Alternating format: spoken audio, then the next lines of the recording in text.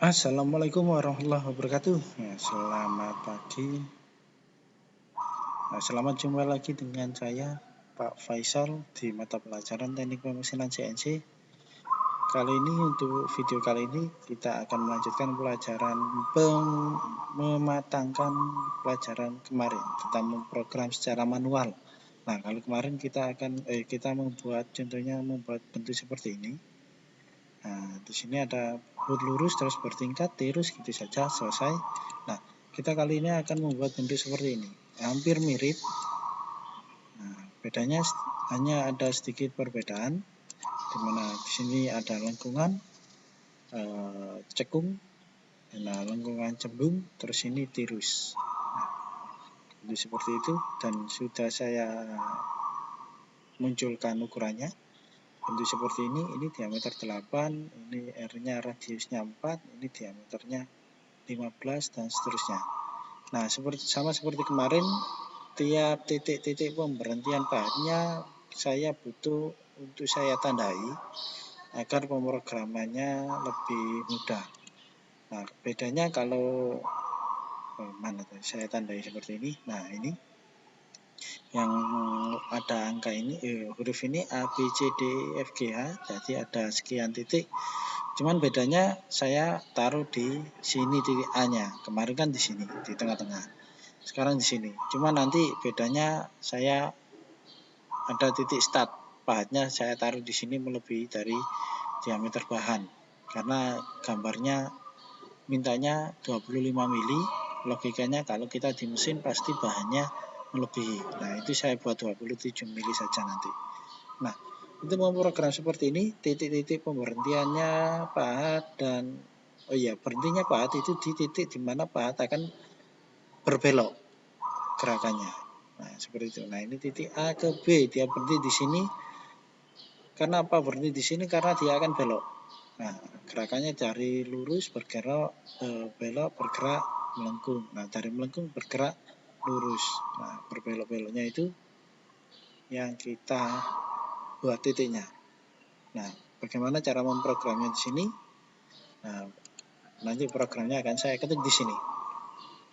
Nah, oke, kodenya untuk yang pertama kita pasang benda kerja dan kita putar cekamnya. Kita putar cekamnya dengan kode M04.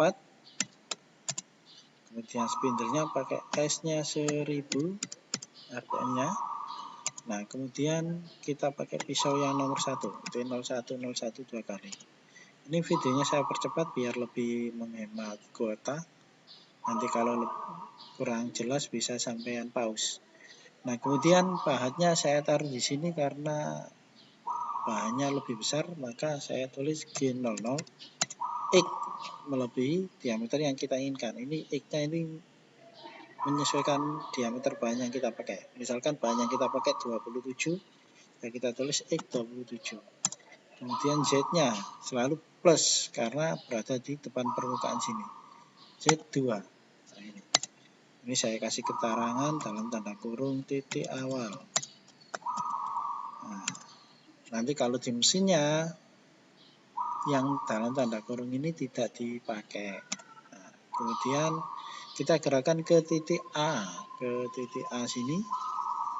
Nah, titik A ini karena dia lurus dari titik awal di sini bergerak lurus ke sini, maka ditulis G01. X adalah diameternya titik awal. Nah, ini diameternya berapa? Titik A maksudnya. Titik A kalau diameternya 8, maka ditulis X8. Z-nya, nah ini karena masih awal di permukaan, maka Z-nya ditulis 0. Nah, ini titik A. Nah, setelah itu bergerak ke titik B, karena dia lurus, maka dia pakai G01. Nah, dia X diameternya titik B adalah 8 mili, sama seperti A tadi, maka ditulis 8 mili. Dan Z-nya minus panjangnya dari B sini sampai depan, panjangnya adalah 4 mili, maka minus 4. Nah, dalam tanda kurung titik B ini. Setelah itu bergerak ke titik C. Nah, titik C ini melengkung. Nah, kan melengkung searah jarum jam. Searah jarum jam apa berlawanan arah jarum jam ini? Ya searah, maka kalau searah kita pakai kode G02. Kalau berlawanan arah jarum jam G03. Nah, G02 terus diameternya titik C ini adalah 15, maka ditulis X15. Kemudian Z-nya adalah panjangnya dari titik C sampai muka atau depan adalah 8, maka minus 8. Nah, itu titik C. Nah, selanjutnya bergerak dari C menuju D. Nah, diameternya titik D ini adalah 15 sama, karena dia lurus gerakannya, maka G01. X-nya 15, diameternya, Z-nya minus, nah sejauh titik C. Titik D ini dari sini, nah, 13 mili sampai depan ya. Z-nya minus 13. Kita kasih keterangan dalam tanda kurung D. Setelah itu kita geser ke titik E. Nah, kita melengkung berlawanan arah jarum jam, otomatis G03. X-nya, nah titik E ini X-nya diameternya 21. X-nya 21. Z-nya minus berapa ini? Nah, ini Z-nya kan, E-nya kan sampai permukaan ke depan kan tidak ada angkanya. Nah, ini kita cari. Nah, caranya gini. Karena ini seperempat lingkaran, kalau R-nya 3, berarti dia naik 3 mili, geser ke sini 3 mili. Berarti E-nya adalah dari titik D ini ditambah 3 mili. Nah, titik D tadi kan 13, Z-nya ditambah 3 mili menjadi 16.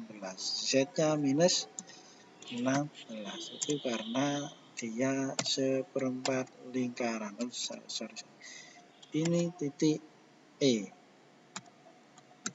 Nah, lanjut, setelah itu bergerak ke titik F. Dia hanya lurus, berarti G01. Titik F-nya diameternya 21. X-nya 21. Z-nya minus F-nya 29. Ini salah banyak. Ini titik dalam kurung F. Oh ya, ini tadi saya ada yang kelewatan. Titik awal ini feed rate-nya berapa? Kecepatan penyayatannya saya buat 100 saja. F 100. Jadi nanti pergerakannya dalam 1 mili dia dalam 1 menitnya dia bergeser 100 mm pahatnya. Gitu. Feed rate-nya itu. Selanjutnya kita kembali ke sini ke titik F. Setelah ke titik F bergerak ke titik G. Nah, dia tirus miring tapi dia kencang, tidak melengkung, lurus. Nah, sama berarti pakai G01. Tirus itu G01 ya, kecuali melengkung kayak gini. Ini kan lurus. Nah, titik G ke diameter 25. Berarti X-nya 25. Z-nya berapa? Pastinya minus. Nah, panjang dari sini sampai ke depan G. Nah, ke titik 31. Z-nya minus 31. Nah, ini titik G. Selanjutnya ke titik H. Ke titik H ini lurus. Diameternya juga 25. Berarti G01 X25. Z-nya minus berapa? H sini 39. Nah, seperti itu. Gampang kan? Sangat mudah sekali. Nah, setelah itu spindle-nya kita matikan. Ini kan menyalakan spindle, kita matikan spindle kemarin pakai kode apa? M05 gitu, seperti itu ya. Dan kalau kita reset mesinnya, kita pakai kode M30. Nah, seperti ini caranya pemrograman untuk membuat bentuk seperti ini. Sedikit kan? Nah, habis ini kalau ada pertanyaan untuk membuat seperti ini, silakan tanya di grup, di tim. Kalau tanya jangan dijapri kalau bisa, biar nanti jika ada teman yang permasalahannya sama, tidak usah tanya ke gurunya. Jadi salah satu sudah bisa mewakili itu kalau ada. Tidak usah malu sama temannya, wah kita takoi, tidak usah. Ya, namanya juga belajar. Kalau tidak tanya itu juga menimbulkan pertanyaan sendiri sama gurunya. Paham apa enggak? Oh, gitu. Nah, untuk ngecek paham tidaknya sekaligus absennya dan latihan pertama untuk hari ini, saya kasih latihan 1 job saja, lebih sederhana.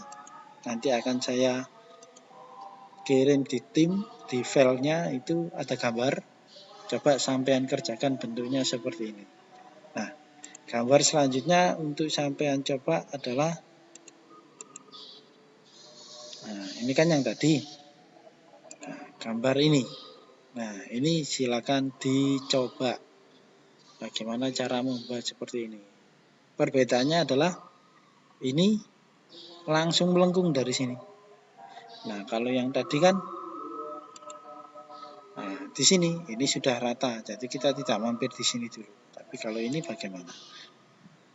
Ini melengkung, nah, terus ini lurus-lurus, melengkungnya gini. Oke, silakan dicoba. Dan ini adalah tugas pertama. Yang tidak mengumpulkan nanti saya anggap tidak mengikuti pelajaran. Saya kurang suka kalau hanya sekedar absen saja sebenarnya. Karena biasanya hadir absen kalau saya mengeluarkan form absen ya. Absen tapi tidak menyimak pelajarannya kan sama saja. Istilahnya titip absen. Ilmunya tidak dapat. Kalau mengumpulkan ini, saya absen berarti kan mau tidak mau ikut pelajaran yang sederhana seperti ini. Nah, itu saja saya kira. Wassalamualaikum warahmatullahi wabarakatuh. Saya tunggu tugasnya. Nanti dikirim di timnya.